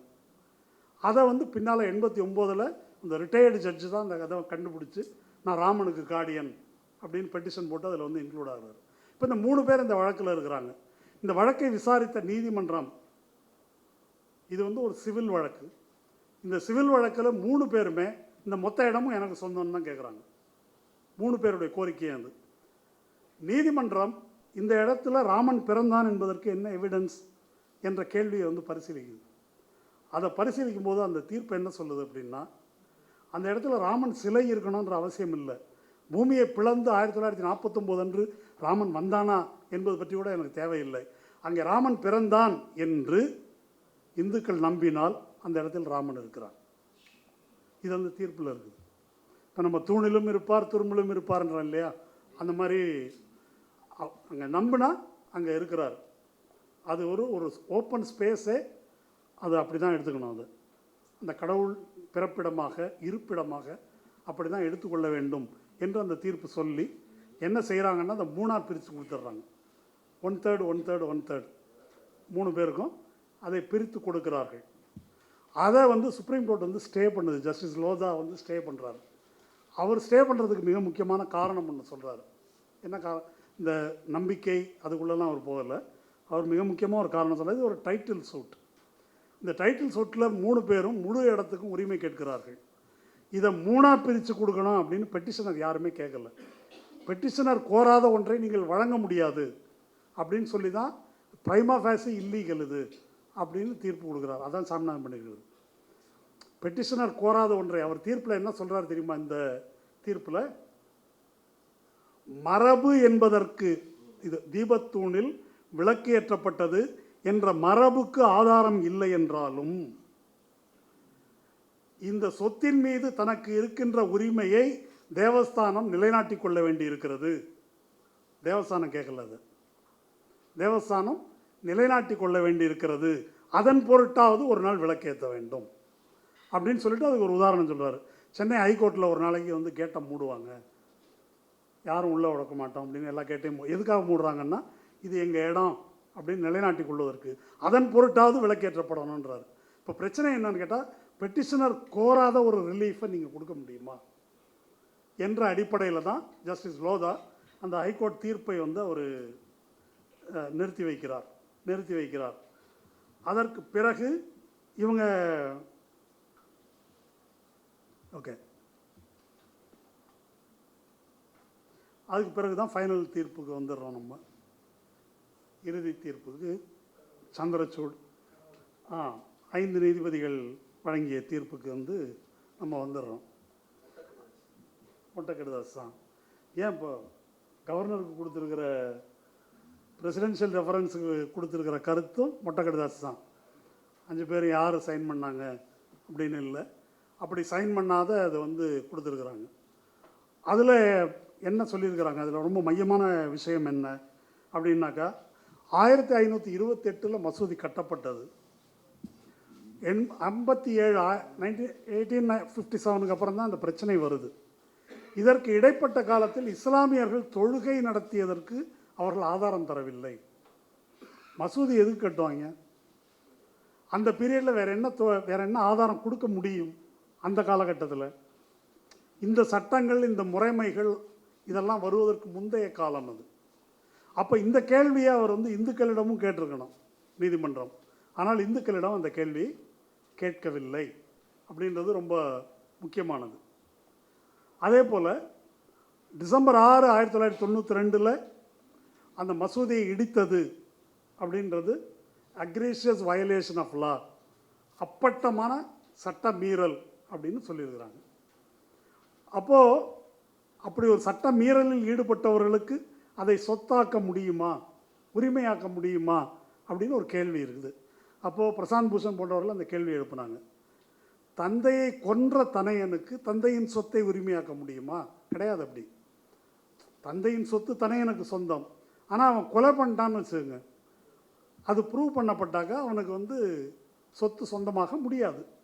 அப்போ அவனுக்கு வந்து இதை கொடுக்குறீங்களா என்ற கேள்வியை எழுப்புகிறார்கள். இது இல்லாமல் சில முக்கியமான பிரச்சனைகள் வந்து இருக்குது. இந்த பீரியடில் ராம ஜன்மபூமி கேம்பெயின், பாபரி மசீதுக்கு எதிரான இந்த கேம்பெயின் பூரா ஒரு விஷயத்தை வந்து அவங்க செய்கிறாங்க. இப்போ ராமன் என்பவன் தெய்வமா மனிதனா, ராமாயணம் என்பது புராணமா வரலாறா என்ற கேள்வி ஒன்று இருக்குது. அவங்களுடைய கணக்குப்படி வால்மீகி ராமாயணம் படித்த ஒரு அத்தாரிட்டி இருக்கிறாரு, ஒரு ஆங்கிலேயர் ராபர்ட் கோல்ட்மேன் என்பவர். அவர் வந்து கரெக்டாக அவங்க 4 நட்சத்திரம் சொன்னதெல்லாம் கணக்கு பண்ணி 8,67,102 கிமு திரேதா யுகம் இது, இந்த ஆண்டில் தான் ராமன் பிறந்திருக்குன்னா இவன் சொல்கிற கணக்குப்படி என்பது அந்த ராபர்ட் கோல்ட்மேனுடைய கணக்கு. 8,67,100 அதுக்கு தான் வரேன். இப்போது நீங்கள் வந்து மாடர்ன் சயின்ஸ் வந்து ஹோமோசேப்பியன்ஸு 2 லட்சம், நியாண்டர்தால் மனிதன் 3 லட்சம் ஆண்டு சுமார். அப்போ இதில் என்ன உருவாகி இருக்க முடியும்? இப்போ நீங்கள் வரலாறு என்று பேசினால் இது எப்படி பொருந்தும் அப்படின்னு ஒரு கேள்வி இருக்குது. இல்லை தெய்வம் அப்படின்னு சொன்னால் அதுக்கு நீங்கள் பிறப்புக்கு எப்படி வந்து டேட்டு தீர்மானிக்கிறீங்க, கடவுளுக்கு பிறப்புக்கு தேதி உண்டா என்ற கேள்வி இப்படி வருது. இந்த ரெண்டுக்கும் நடுவில் இருக்குது. இது மட்டுமல்ல, இப்போ சொத்தை பொறுத்த வரைக்கும் ராம்லல்லா வந்து ஒரு ஜூரிடிக்கல் பர்சன். அவர் ஒரு இந்த வழக்குகள் நீதித்துறையின் தேவைக்கான ஒரு சட்டபூர்வமான மனிதன். அப்போது ஒரு கார்ப்பரேஷன் கூட ஒரு ஜூரிடிக்கல் பர்சன் தான். ஜூரிடிக்கல் பர்சனுக்கு டேட் ஆஃப் பர்த் உண்டா அப்படின்னு ஒரு கேள்வி இருக்குது. சிலைக்கு டேட் ஆஃப் பர்த் உண்டா? இந்த கேள்விகள் எதற்குள்ளும் இந்த தீர்ப்பு சட்ட ரீதியாக இந்த தீர்ப்பு போகலை. அதெல்லாம் தாண்டி ரொம்ப முக்கியமானது என்ன, கிளம்புறீங்களா?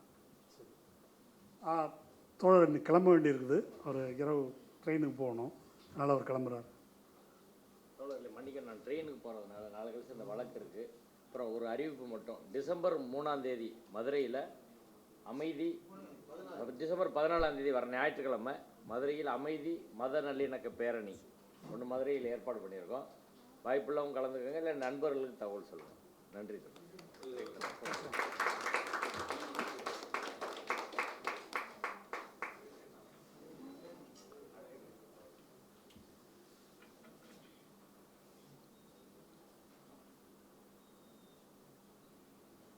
ஓகே. அதனால் அந்த தீர்ப்பினுடைய இன்னொரு மிக முக்கியமான மோசமான பகுதி என்ன அப்படின்னு சொன்னாக்கா, நம்ம பர்திவாலா ஜட்ஜ்மெண்ட் இருக்கு இல்லையா, அதில் ஒரு விஷயம் உங்களுக்கு தெரியும். ஆர்டிகிள் 142 கொடுக்கப்பட்டது. அது கம்ப்ளீட் ஜஸ்டிஸ் வழங்குவதற்காக.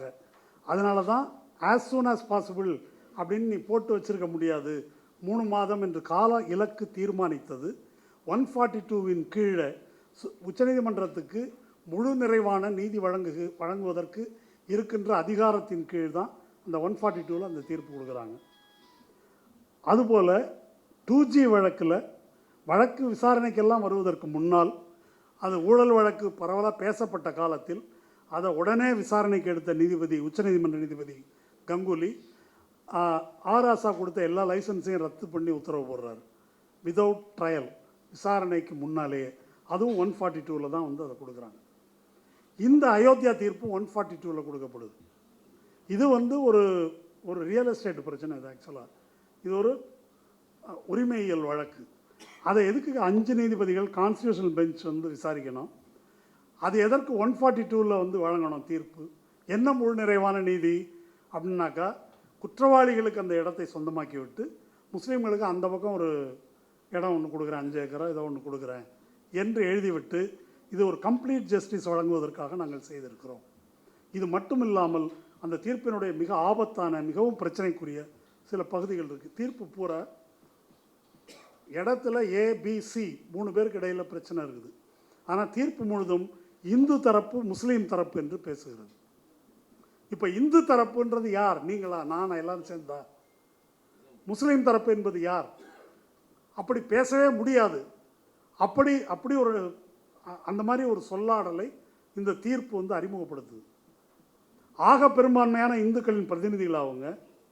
இந்து தரப்பு அவர்களை பிரதிநிதியாக அங்கீகரிச்சிருக்குதா? ஆர் ஃபார் தட் மேட்டர் இஸ்லாமியர்கள் எங்களுடைய தரப்பு இவங்க தான் அப்படின்னு சொல்லியிருக்காங்களா பாபரி மஸ்ஜித் ஆக்ஷன் கமிட்டியை? இல்லை. அப்போ இந்த மாதிரி ஆபத்தான விஷயங்கள் எல்லாம் அந்த தீர்ப்பில் இடம்பெற்றிருப்பதை நம்ம பார்க்குறோம். இதுக்கப்புறம் ஒரு 2-3 பாயிண்ட் மட்டும் சொல்லி இதை வந்து நிறைவு செய்யலாம்.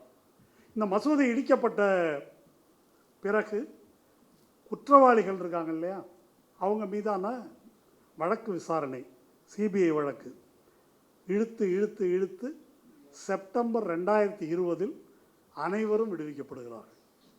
இப்போது நீங்கள் நல்லா புரிஞ்சுங்க, இதை விசாரிப்பதற்கு லிபரான் கமிஷன் என்ற ஒரு நீதிபதி தலைமையில் நம்ம அருணா ஜெகதீசன் கமிஷன் தூத்துக்குடிக்கு போட்ட மாதிரி ஒன்று, அவங்களும் ரொம்ப நாள் இழுத்துட்டு 2009 நீதிபதி லிபரான், அவர் ஆந்திராவில் ஹைகோர்ட் சீஃப் ஜஸ்டிஸாக இருந்தவர், அவர் ஒரு தீர்ப்பு வழங்குகிறார். இது வந்து தற்செயலாகவோ எதிர்பாராமலோ நடைபெற்ற நிகழ்வு அல்ல. இது ஒரு கான்ஸ்பிரசி, திட்டமிட்டு தான் செஞ்சாங்க. இதில் வாஜ்பாயி, அத்வானி இவங்கெல்லாம் கடுமையாக சாடியிருக்கார். அதில் குற்றம் சாட்டப்பட்டவர்கள். இது 2009 வந்துடுது. இது அந்த லிபரான் என்ன பேட்டி கொடுக்குறாருனாக்கா, முதல்ல இந்த இடிக்கப்பட்ட வழக்கில் தீர்ப்பு வழங்கப்பட்ட பிறகுதான் மசூதியா கோயிலா, இடம் யாருக்கு சொந்தம் என்ற வழக்கை விசாரிக்க வேண்டும் உச்சநீதிமன்றம் அப்படின்னு அவர் சொல்கிறார். அதை யாரும் கண்டுக்கலை. அப்போ 2019 இது ராம ஜன்மபூமி அப்படின்னு சொல்லி இவங்க கையில் கொடுத்தாச்சு கோயிலுக்கு. 2020 இவர்கள் யாரும் குற்றவாளிகள் இல்லை என்று தீர்ப்பளிக்கப்படுது. அதுக்கு மேலே ஒன்று இருக்குது. 92 மசூதி இடிக்கப்பட்ட போது இவங்க எல்லார் மேலேயும் ஒரு கண்டெம்ட் வழக்கு தொடுக்கிறார் ஒரு இஸ்லாமியர். அந்த வழக்கு 2022 வழக்கு தொடுத்தவர் இறந்துட்டார். அதனால் நீதிமன்றம் it is like flogging a dead horse, செத்துப்போன குதிரையை அடிக்கிறது மாதிரி வழக்கை தள்ளுபடி பண்ணிடுறாங்க. இது 2022. இப்போ இந்த கண்டெம்ட் கேஸை சாமிநாதனுடைய கண்டெம்ட்டோடு ஒப்பிட்டு பாருங்கள். 1992 போடப்பட்ட 1992 போடப்பட்ட நீதிமன்ற அவமதிப்பு வழக்கு 2022 இந்த மாதிரி ஒன்றும் இல்லாமல் அது முடிஞ்சு போச்சு என்று தள்ளப்படுகிறது. ஆனால் இங்கே அது வாஞ்சி சொன்னார், நான் ரிப்பீட் பண்ண விரும்பலை. சொல்லி முடிக்கிறதுக்கு முன்னால் கண்டெம்ட்டு, நீ வா, சீஃப் செக்ரட்டரி வா, ஏடிஜிபி வா. அப்போது என்ன நடக்கிறது? இதை நாம் எப்படி அணுகுவது? இந்த அயோத்தியா ராமஜன்மபூமி பிரச்சனை நடந்த காலத்தில் நான் வாழ்ந்தவன் என்ற முறையில், என் வயதையொத்த நிறைய பேர் இருக்கிறீங்க, அன்னைக்கு நாடு தழுவிய அளவில் மிக கடுமையான எதிர்ப்பும் மாற்று கருத்துகளும் பேசப்பட்டன. அதையெல்லாம் தாண்டி தான் அவங்க இதை கொண்டு போனாங்க. இன்ச் பை இன்ச் நவுத்துனாங்க இவங்களுடைய ஆர்குமெண்ட்டை, வாதங்களை. அப்போ எத்தனை ராமாயணங்கள் இருக்குது, எந்த ராமாயணத்தை நீ ஆதாரமாக எடுத்துக்குவே, வால்மீகி ராமாயணத்தில் சொல்லப்பட்டிருப்பதையெல்லாம் எடுத்துக்குவியா, அயோத்தி என்பது அந்த அயோத்தி தானா, இலங்கை என்பது இந்த இலங்கை தானா, அது மத்திய பிரதேசத்தில் தண்டகாரண்யத்து பக்கத்தில் இருக்கக்கூடிய ஒரு ஏரி, அதன் மத்தியில் தான் இருந்திருக்கு. இது மாதிரி நிறைய வாதம் வந்திருக்கு. அயோத்தி என்பது ஒரு மிகப்பெரிய புத்திஸ்ட் சென்டராக இருந்திருக்குது. அயோத்தியில் ஏறத்தாழ 15 இடங்களுக்கு மேலே இங்கே ராமன் பிறந்தான் என்று பலர் உரிமை கொண்டாடி கொண்டிருந்தார்கள். அவங்க எல்லாருமே இந்த பாபர் மசூதி இதை எதிர்க்கிறாங்க. அப்போ அவங்களெல்லாம் என்ன செஞ்சாங்க? அது ரொம்ப முக்கியம். அது ஒரு தனி பெரிய கதை. அது என்னென்னா, ஒவ்வொன்றுக்கும் ஒரு மகந்த் இருப்பார். அந்த மகந்தோட சிஷ்யர்களை எல்லாம் இவன் கவர் பண்ணிவிட்டு மகந்த் லால்தாஸ்னு ஒருத்தர் இருந்தார். அவர் இந்த பாபரி மஸ்ஜித், இந்த ராம ஜன்ம பூமியினுடைய அர்ச்சகர். அவர் 1981 நீதிமன்றத்தால் நியமிக்கப்பட்டவர்.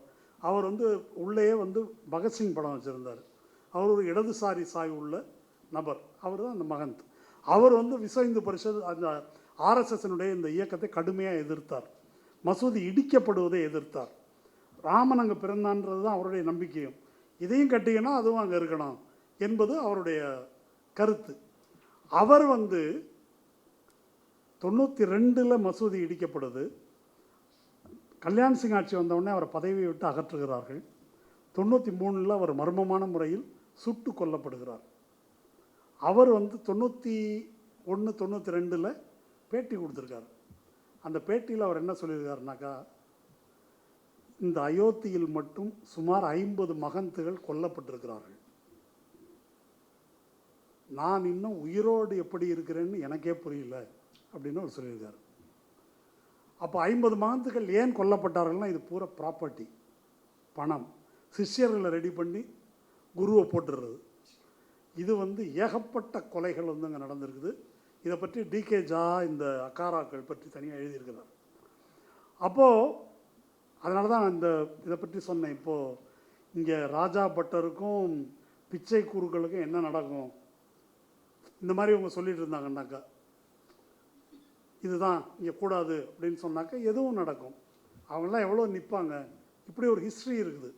யார் அவர்களுடைய பாலிட்டிக்ஸை எதிர்த்து பேசுகிறாங்களோ, நான் இதை வருத்தத்தோடு சொல்கிறேன். வாஞ்சிநாதன் தோழரை பற்றி அது ரொம்ப உண்மையிலே கவலையாக இருக்குது.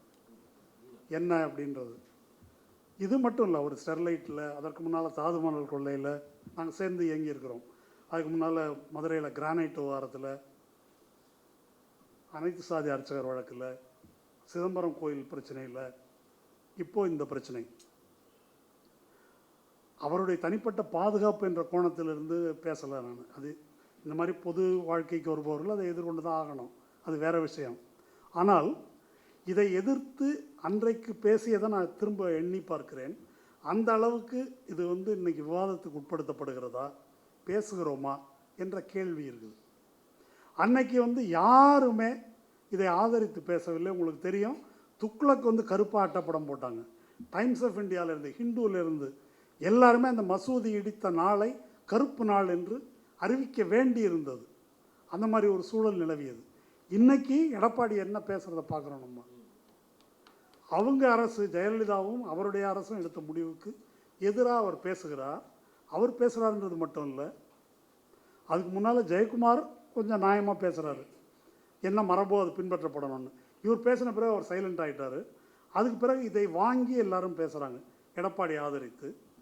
இந்த பக்கம் நான் எனக்கு கொள்கை எதிரி பிஜேபி அப்படின்னு சொல்லிட்டு ஒரு இளைஞர் கும்பல், அதை வைத்திருக்கக்கூடிய விஜய், தாவேகா அந்த கட்சி, இந்த கணம் வரை பேச மறுக்கிறார்கள்.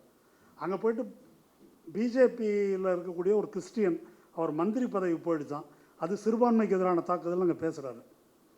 ஆனால் இது சிறுபான்மைக்கு எதிரான தாக்குதல் இல்லையா? இதை பற்றி வாயே திறக்க மாட்டேன்றாரு. அவர் பேசலைன்றது எனக்கு பிரச்சனை இல்லை. அவருக்கு கீழே இருக்கக்கூடியவர்கள் இவ்வளோ கிளாரிங்காக, இவ்வளோ அயோக்கியத்தனமாக ஒன்று நடந்துட்டுருக்குது, இதை பற்றி நம்ம கட்சி பேசவில்லையே என்ற உறுத்தலோ அதிர்ச்சியோ வேதனையோ அவர்களுக்கு இருக்கிறதா? சாஞ்சில் சம்பத் பேசாமல் இருக்கிறது நல்லது. இது வரைக்கும் அவர் இங்கே திராவிடம் பேசிகிட்டு இருந்தவர். அப்படின்னா நம்ம எங்கே இருக்கிறோம்? ஆஸ் அ சொசைட்டி, ஒரு சமூகம் என்ற முறையில் எந்த இடத்தில் இருக்கிறோம் என்பது தான் அச்சமாக இருக்கிறது. அப்போ இதை பற்றி எவ்வளவு இளைஞர்களுக்கு, இந்த தலைமுறையினருக்கு எவ்வளவு தெரியும், எவ்வளவு இது பேசப்படுகிறது? மீண்டும் மீண்டும் அரசுக்கு பின்னாலும் போலீஸுக்கு பின்னாலும் நாம் ஒளிந்து கொள்ளுகிறோம். அங்கே போய் வந்து 200-300 பேர் காலிகள் திரண்டு நிற்கிறார்கள். மத நல்லிணக்கத்துக்காக நிற்கக்கூடிய இஸ்லாமியர்களை விட்டுருங்க, இந்துக்கள், பல கட்சிகளை சேர்ந்தவர்கள், மெஜாரிட்டி நம்ம தான், இது பெரியார் பிறந்த மண் எல்லாம் சொல்கிறோம். இங்கே ஒரு 400 பேர் 500 பேர் நிற்கிறோமா? ஏன் நிற்கலை? வன்முறையில் ஈடுபட வேண்டாம். ஏன் நிற்கவில்லை? ஏன் அப்படி வரல கேட்டால் வந்து திருப்பரங்குன்றம் அப்படி இல்லை அப்படின்னு சொல்கிறோம். திருப்பரங்குன்றம் அப்படி இல்லை, திருப்பரங்குன்றத்தில் மக்கள் ஆதரவு இல்லைன்னு சொல்கிற உண்மை உங்களுக்கு தெரியுமா? இதைவிட தீவிரமான எதிர்ப்பு அயோத்தியில் ஆயிரக்கணக்கானவர்கள் திரண்ட ஊர்வலம் நடந்திருக்கு. செக்யூலர் ஃபோர்ஸஸ் நம்ம நடத்தலை, அங்கே நடத்தியிருக்கிறாங்க. அதெல்லாம் தாண்டி தான் அவர்கள் வந்திருக்கிறார்கள். நான் சொல்கிறேனே, அந்த கோயில் அர்ச்சகரே எதிர்த்திருக்கிறார், பல மகந்துகள் கொல்லப்பட்டிருக்கிறார்கள். இப்போ இந்த தேர்தலில் கூட தோற்றுருக்கிறாங்க. இப்போ பிரச்சனை என்பது திருப்பரங்குன்றம் பிரச்சனை அல்ல, திருப்பரங்குன்றம் மக்கள் எந்த பக்கம் இருக்கிறார்கள், மயங்கி விட்டார்களா இல்லையா என்ற பிரச்சனை அல்ல, அயோத்தி மக்கள் என்ன சொன்னாங்கன்றது அல்ல, அயோத்தியை வைத்து நாடு முழுதும் அவர்கள் உருவாக்கிய கருத்து என்ன, திருப்பரங்குன்றத்தை வைத்து நாடு முழுதும் உருவாக்கிய கருத்து என்ன, நீதிமன்ற உத்தரவு இட்டும் கூட கார்த்திகை தீபம் ஏற்றவில்லை தமிழ் இந்து தலைப்பு செய்தி. அப்போ வழக்கமான இடத்துல கார்த்திகை தீபம் ஏற்றப்பட்டது, இவன் கேட்குற இடம் வேற. இது வந்து இப்படி ஒரு கலகம். இதெல்லாம் எவ்வளோ பேருக்கு தெரியும்? சாதாரண மக்கள், அன்றாட வாழ்க்கையில் இருக்கிறவங்க இதெல்லாம் யார் பார்க்குறாங்க, யார் கேட்குறாங்க? ஏன்பா முருகன் கோயிலில் மேலே ஏற்றிக்க கூடாதா? அங்கே ஒரு மசூதி இருக்கான், பாய்ங்க விட மாட்டேன்றாங்களா? இது கூட கூடாது. இது இல்லாமல் ஒரு மிகப்பெரிய அபாயம் அன்றைக்கும் இன்றைக்கும் என்ன டிஃபரன்ஸ் அப்படின்னு சொன்னால், அன்னைக்கு வந்து செக்யூலர் என்பது எல்லாருடைய அரசியல் ரீதியாக பேசக்கூடியவர்களுடைய நியாயம் இயல்பாக இருந்தது. ஆன்டி முஸ்லீமாக பேசுகிறது ஒரு மத வெறியன் கூட அப்படி பேச முடியாது என்ற மாதிரி அடக்கி ஒரு மாதிரி பேச வேண்டியிருந்தது டிபேட்லலாம். இப்போ என்ன ஆகிருக்குது? மோடியினுடைய இந்த இந்தியாவெல்லாம் இந்தியனாக இருக்கிற தகுதி முதல்ல இந்துவுக்கு தான் உண்டு. முதல்ல இந்து, அவன் பை டிஃபால்ட் அவன் இந்தியன். மற்றவர்கள் இப்போ தான் எஸ்ஐஆர் வந்துட்டு, மற்றவர்கள் வந்து தாங்கள் இந்தியர்கள்ன்றதை நிரூபிக்கணும். பெங்காலில் அதுதான் அந்த பிரச்சனையை தான் நம்ம பார்க்குறோம். இப்போது இது வந்து எஸ்ஐஆருக்காக நான் சொல்லலை, ஒரு பப்ளிக் கான்ஷியஸ்னஸில் இது இந்து நாடு, ஏன்பா நமக்கு உரிமை இல்லையாப்பா அங்கே ஏற்றுறதுக்கு என்று சிந்திப்பது இருக்கு இல்லையா, அது மிக ஆபத்தானது. அப்படி சிந்திக்க ஆரம்பிச்சிட்டாக்கா அவங்க ரெண்டாம் தர குடிமக்கள் என்பதுதான் அதுக்கு பொருள். அதுக்கு வேற என்ன? இந்துக்களுக்கு தான் இங்கே முதல் உரிமை, மற்றவர்களுக்கு அப்புறம்தான் உரிமை அப்படின்னு சொன்னால் அவர்கள் இரண்டாம் தர குடிமக்கள் என்று கோல்வால்கர் சொல்வதை அந்த மொழியில் அல்லாமல் வேறு விதமாக நம்ம மூளைக்குள்ளே போயிடுச்சு, சமூகத்தின் மூளைக்குள்ளே என்பதுதான் இதற்கு பொருள். அந்த மாதிரி ஒரு சூழலில் நாம் இருக்கிறோம். அப்போ இதை எப்படி பேசுவது? திரும்ப திமுக அரசு இன்றைக்கி எடுத்துருக்கிற நடவடிக்கை இருக்குது, இது வந்து ஒரு வரலாற்று முக்கியத்துவம் வாய்ந்த நிகழ்வு. திமுகவை எதுக்கோ என்னென்னோ விமர்சனம் பண்ணுறாங்க, ரொம்ப லைட்டாக எடுத்துக்கிறாங்க. இது வந்து 1986 பாண்டே தீர்ப்பு மாதிரி. இது பாண்டே தீர்ப்பை அன்னைக்கு இருந்த வீரபத்ர சிங் அரசு தடுக்கவில்லை, ராஜீவ்காந்தி அரசு தடுக்கவில்லை. இன்றைக்கி வந்து அந்த ஃப்ளட் கேட்டும் அந்த இடத்துல தடுத்து நிறுத்தியிருக்கிறாங்க. இதுக்கப்புறம் என்ன நடக்கும் நமக்கு தெரியாது. எத்தனை நாள் ஒரு அரசு சட்ட ரீதியாக இதை எதிர்த்து போராட முடியும் அப்படின்னு தெரியாது. ஹோம் செக்ரட்டரி பார்ட்டியாக போட்டு என்ன கான்ஸ்டியூஷன் ஃபெயிலியர் ஆஃப் கான்ஸ்டியூஷன் அப்படின்னு சொல்லி ஏதோ ஒன்று சொல்கிறதுக்கு அவங்க முயற்சி பண்ணுறாங்க. ஏன் 356 டிஸ்மிஸ் பண்ணணும் என்றெல்லாம் பேசினார்கள். நீதிமன்ற தீர்ப்பை அமல்படுத்தலாம் அல்லவா, என்ன நீதிமன்றம் சொன்னிச்சு, அது சட்டப்படி இருக்கா, முறை பின்பற்ற, அதெல்லாம் தெரியாது. கோர்ட்டு சொன்னதை அமல்படுத்தலை. அப்போ எந்த இடத்திற்கு இதை கொண்டு வருகிறார்கள்? இதில் தேர்ந்தெடுக்கப்பட்ட ஒரு அரசு, ஏற்கனவே வந்து சமீபத்திய பிரசிடென்ஷியல் ரெஃபரன்ஸில் உச்சநீதிமன்ற தீர்ப்பு இருக்குதே, இதனால் எல்லாம் முடமாக்கப்பட்ட ஒரு தேர்ந்தெடுக்கப்பட்ட அரசு, லிட்டரலாக முடமாக்கப்பட்டது. இப்போ சித்தா யூனிவர்சிட்டி போட்டு வச்சுருக்கிறாங்க. அப்போது இந்த அரசு எவ்வளவுக்கு பண்ண முடியும்? ஒரு பக்கம் இதை பேசுகிறாங்க, அப்புறம் பண்ணிட்டீங்களா, நீட்டாக அதை செஞ்சிட்டிங்களா, முடியுமா, இப்படி பேசுகிறார்கள். இதெல்லாம் வந்து ஒரு பாப்புலர் நரேட்டிவில் மக்கள் மத்தியில் எப்படி இருக்குது? சோஷியல் மீடியா வந்த பிறகு ஒரு மிகப்பெரிய விபரீதம் வந்து நடக்குது. நாம் எல்லாரும் தனித்தனியாக ஒரு எக்கோ சாம்பரில் இருக்கிறோம். யூடியூப்பு எல்லாம் எடுத்துக்கிட்டால் அந்தந்த கருத்துள்ளவங்க அதுக்குள்ளே பேசிக்குவோம். பொது வெளி அப்படின்னு ஒன்று இல்லாமல் போயிடுச்சு. வர வர டயலாக் இல்லை, விவாதம் இல்லை, உரையாடல் இல்லை. அப்போ என்ன நடக்குது அப்படின்னா, அந்த மாற்று கருத்துக்களை நம்ம வந்து கொண்டு போகிறதுக்கும் உரையாடுவதற்குமான வாய்ப்பு போய், இந்த ஒவ்வொரு எக்கோ சாம்பர்லேயும் இருக்கிறவன் மத ரீதியாகவோ சாதி ரீதியாகவோ அரசியல் ரீதியாகவோ அதுக்குள்ளே இருக்கிறவன் மென்மேலும் வெறி கொண்டவனாக மாறுவது அந்த கருத்தின் மீது என்று போய்கொண்டிருக்கிறது. இதை உடைத்து கொண்டு எப்படி உள்ளே போகிறது என்பது நமக்கு முன்னால் இருக்கக்கூடிய மிகப்பெரிய ஒரு சவால் என்ற முறையில் இதை நாம் புரிந்து கொண்டு இதை அணுக வேண்டி இருக்கிறது.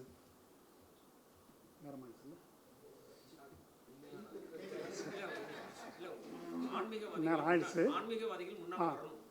ஆன்மீகவாதிகள் இதற்கு பேச வேண்டும். ஆன்மீகவாதிகள் பேசினாக்கா சூத்திர உபன்யாசகர்ன்றான் இல்லையா? அவரை அப்படி பேசுகிற அளவுக்கு தைரியம் இருக்குது, இழிவுபடுத்தி பேச முடியுது. அவர்கள் இல்லை இல்லைன்னா கைக்கூலிகள், திமுக 200 ரூபா ஊப்பின்றது, இந்த மாதிரி முத்திரை குத்துவது, இதை வந்து நாம் சந்திக்கிறோம். அப்போ இந்த நிலையில் இதை எப்படி எடுத்து செல்வது என்பதை நாம் ஒவ்வொருவரும் சிந்திக்கணும். குறைந்தபட்சம் இப்போ இந்த கூட்டம் நடத்துகிறோம், யூடியூப் மூலம் போகுது. இப்போது யூடியூப்பில் பார்த்துட்டோம் தெரிஞ்சிட்டோம் அப்படின்றதுனால அப்படி நிறைவடையக்கூடாது. திரும்ப திரும்ப என்ன பிரச்சனைன்னா, ஃபீல்டில் ஆள் இல்லையே. மத நல்லிணக்க கூட்டமைப்புக்கு மனித சங்கிலி நடத்த ஆள் சேர்க்கறதுக்கு அவர் என்ன பாடுபட்டாருன்னு எனக்கு தெரியும். இப்போது கூப்பிட்டாக்க முஸ்லீம்கள் வந்துடுறாங்க ஆயிரக்கணக்கில், அதை தான் அவனும் எதிர்பார்க்குறான். இந்த பிரச்சனையே முஸ்லீம் பிரச்சனைன்னு ஆக்கிறதுக்கு தான் அவன் எதிர்பார்க்குறான். பெரும்பான்மை சமூகத்தினர் அல்லவா வரணும் இதுக்கு,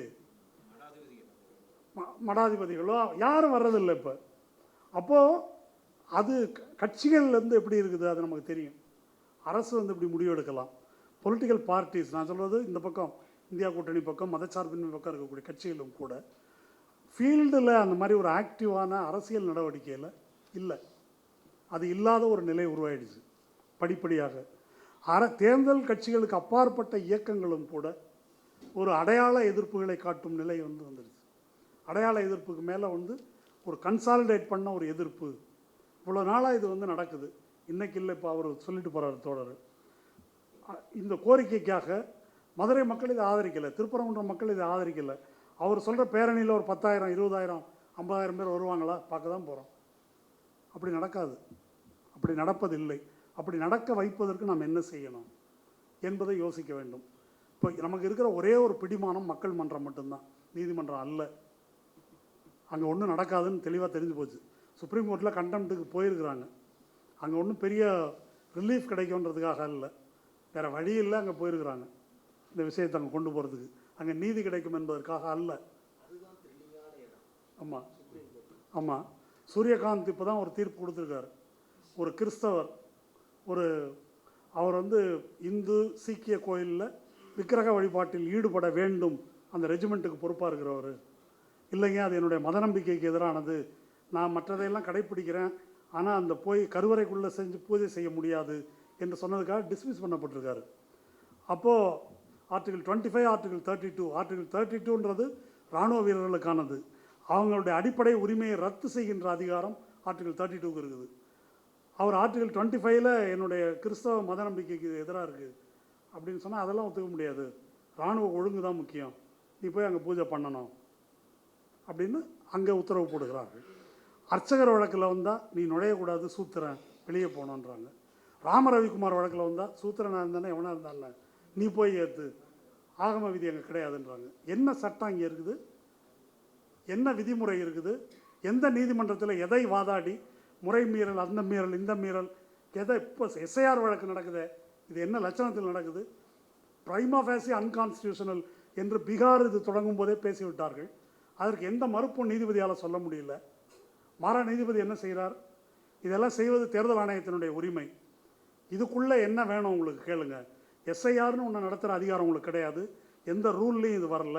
இது சிட்டிசன்ஷிப்பை கொஸ்டின் பண்ணுது, கொஸ்டின் பண்ணக்கூடிய அதிகாரம் இந்த தேர்தல் ஆணையத்துக்கு கிடையாது. இத்தனையும் ஆர்கியூ பண்ணுறாங்க. அதனால் அப்படியே நிறுத்திடுறது தான் அதில் தீர்வு. இவங்க என்ன சொல்கிறாங்க, வேணால் ஆதார் சேர்த்துக்கலாம், அப்படி செய்யலாமா சொல்லுங்கள். என்ன இந்த நாட்டில் முதல்ல இப்போ தான் இது நடத்துகிற மாதிரி சொல்கிறீங்க, எங்களுக்கு ஒன்றும் நாட்டு நடப்பே தெரியாதா? இதெல்லாம் நீதிபதிகள் பேசியிருக்கிறார்கள். இப்போ கொடுத்துருக்கிற ரிலீஃப் என்ன, இப்போ கொஞ்ச நாளைக்கு அதை எக்ஸ்டெண்ட் பண்ணுறேன் அல்லது ஆதார் அட்டையை சேர்த்துக்கிறேன், இப்படி கொடுக்கப்படுது. இது இப்போ இது ஒரு உதாரணம் நான் சொல்வது உண்டு. ஒரு பெண்ணை பலவந்தமாக ஒருத்தன் தூக்கிட்டு போய் கட்டாய தாலி கட்டிடுறான். அந்த பெண் நீதிமன்றத்துக்கு போய் என்னுடைய விருப்பம் இல்லாமல் என்னை கட்டாய தாலி கட்டிட்டான் அப்படின்னு நீதிமன்றத்துக்கு போனால் நீதிமன்றம் என்ன சொல்லுகிறது என்றால், சரிம்மா அது மெயின் வழக்கு, அது அப்புறம் விசாரிப்போம், 3 வேளை அவனுக்கு சோறு போடுறானா, அடிக்காமல் இருக்கிறானா, இன்லாஸ் எல்லாம் டீசெண்டாக நடத்துகிறாங்களா அவங்கள, அந்த மாதிரி பிரச்சனை இருந்தால் சொல்லுங்கள் என்று நீதிமன்றம் சொல்வது போல் எஸ்ஐஆர் பிரைமா ஃபேசி அன்கான்ஸ்டியூஷனல்னா அதை அப்புறம் பேசுவோம், மெயின் கேஸ் அது. இப்போ இதுக்குள்ளே சொல்லுங்கள். இதுதான் நீதிமன்றத்தின் நிலை. இன்னும் நிறைய சொல்லிட்டு போகலாம். அதனால் நீதிமன்றத்தில் தீர்வு கிடைக்காது. நமக்கு வேண்டியது மக்கள் மன்றத்தின் ஆதரவு.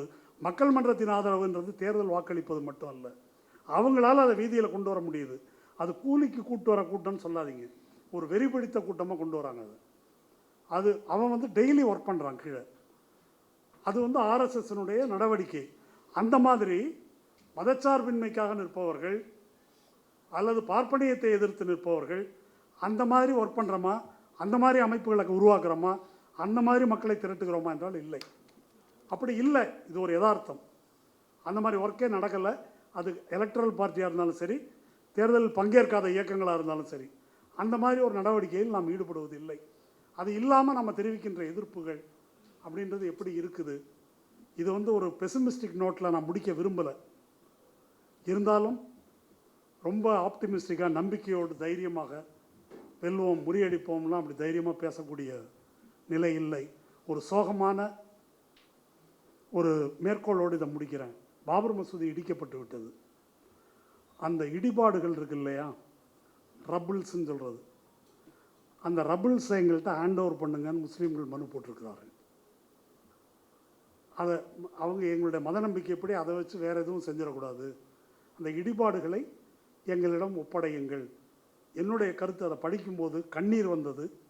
கிட்டத்தட்ட நாமும் மதசார்பற்ற சமூகத்தில் வாழ்ந்த இடிபாடுகளின் மிச்சமாக தான் இருக்கிறோம்,